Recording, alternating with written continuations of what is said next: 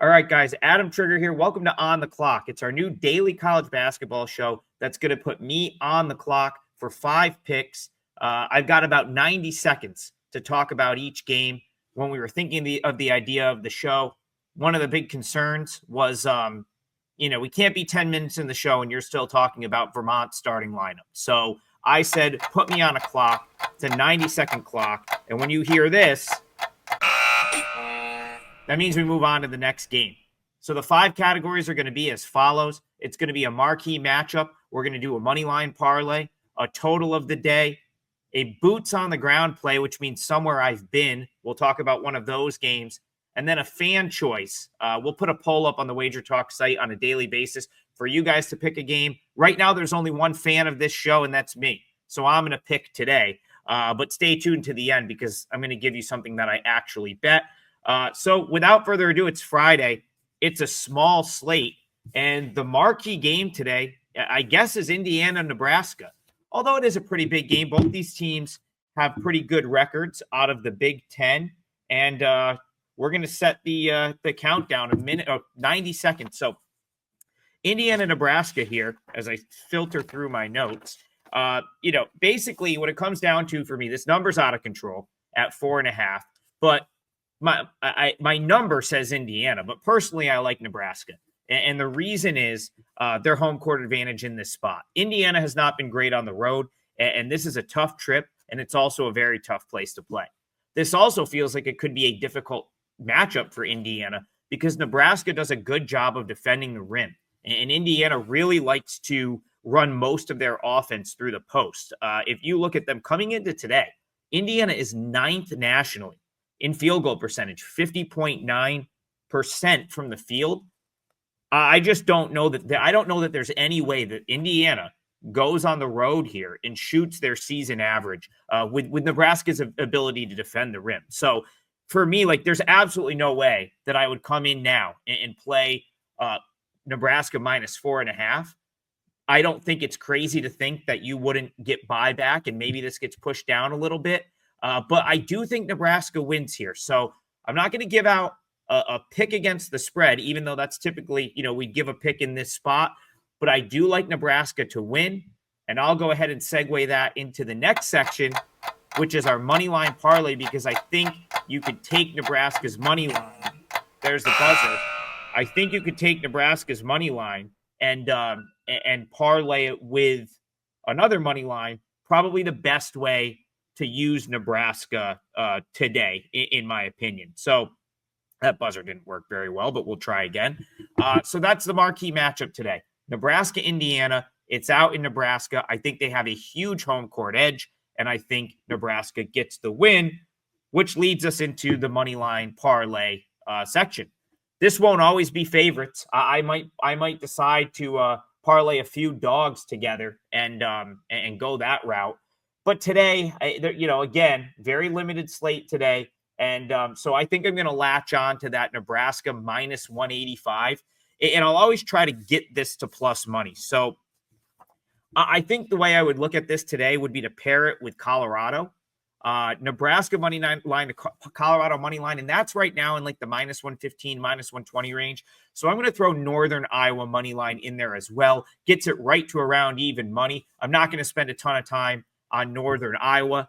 I just think that team is much better than they showed in their multi-team event down in Disney. And they came out and just worked their first 2 Missouri Valley opponents. They're a 15-point favorite at home, and I expect them to get the win. The other key part is Colorado. So they're going to host South Dakota State. South Dakota State, couple things. They ran out of gas against Nevada earlier this week, ended up getting blown out in the second half. Nevada made the adjustments to blow them out in the second half, and it's kind of how I expect this game to go here.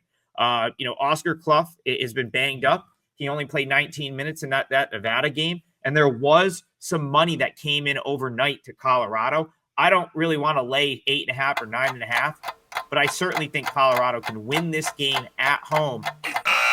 So that right there makes our money line parlay: Nebraska money line, Colorado money line, and Northern Iowa money line. And that'll be the first sort of bet we lock in on the show. Moneyline parlay right around even money. Nebraska, Colorado, Northern Iowa.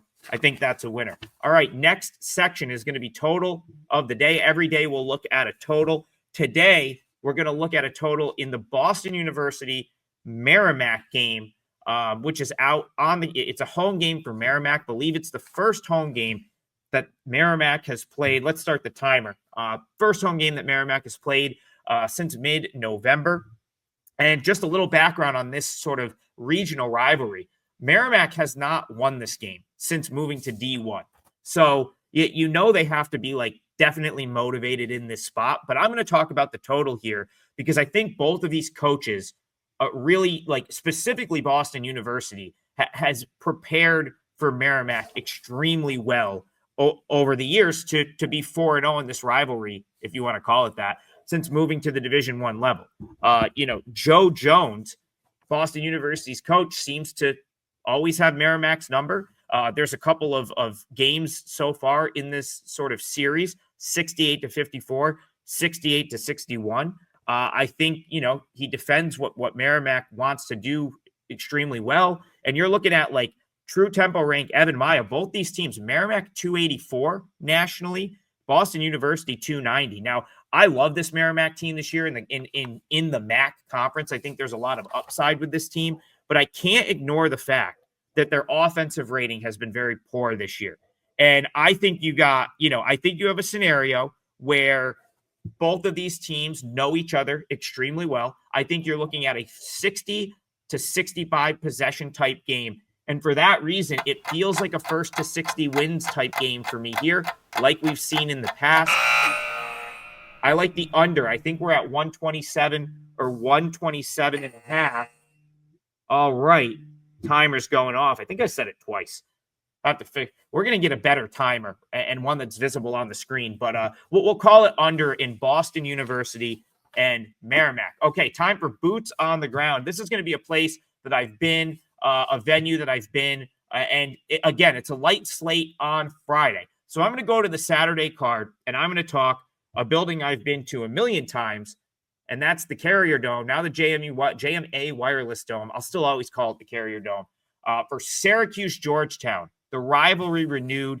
And basically what I'm looking at here is hopefully a playable number to bet the dog here, which is Georgetown.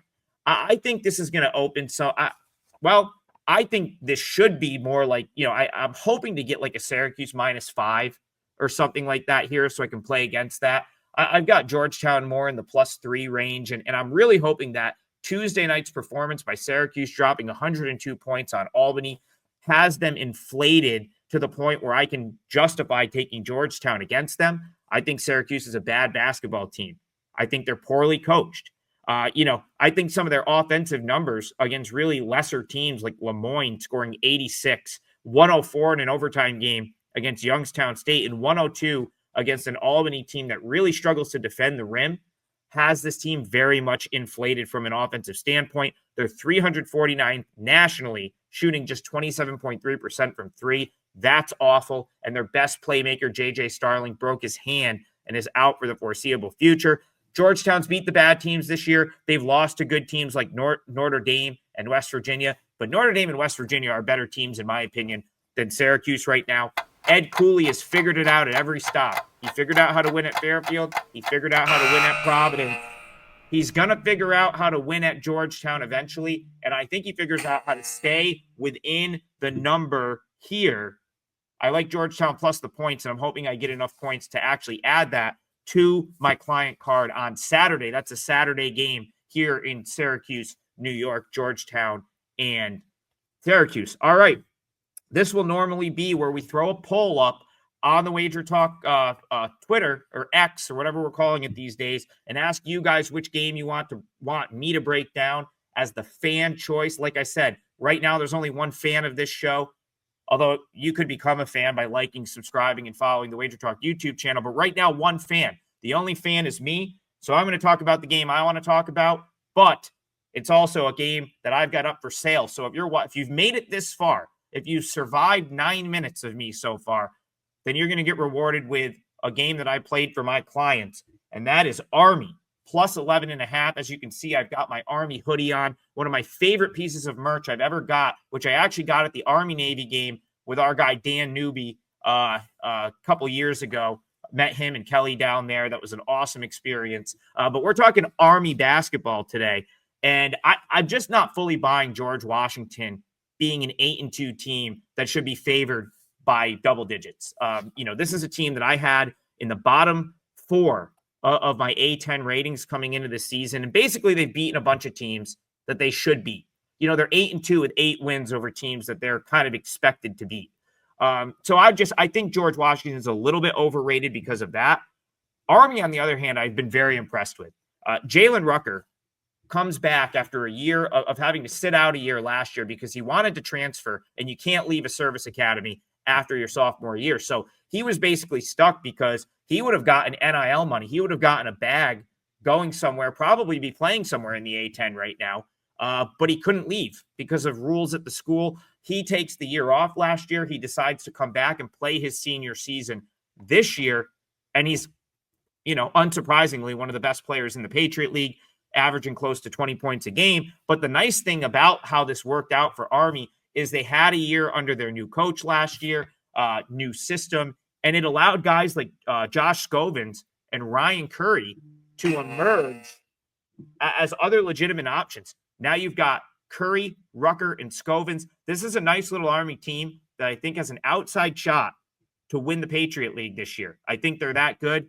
They've given up a big number to Lemoyne. That was a 3 overtime game, a big number to Cornell, but Cornell plays extremely fast and made 19 threes in that game. I think this game's more Army speed. I think it's a better matchup for them, and I think they stay within the 11.5. That was on the clock, the first one. We're going to try to do this every day. So hopefully I see you guys voting for games, and we'll make this a daily thing. For now, like and subscribe to the WagerTalk YouTube channel so we can keep bringing you shows like this. And I'm Adam Trigger. Go check out my page, wt.buzz/AT. I've got a 5%er in NFL on Sunday, 6-1 run on 5% plays, and I love it. I hope you're on it. And that's it. Hope everyone has a great weekend. We'll see you guys on Monday.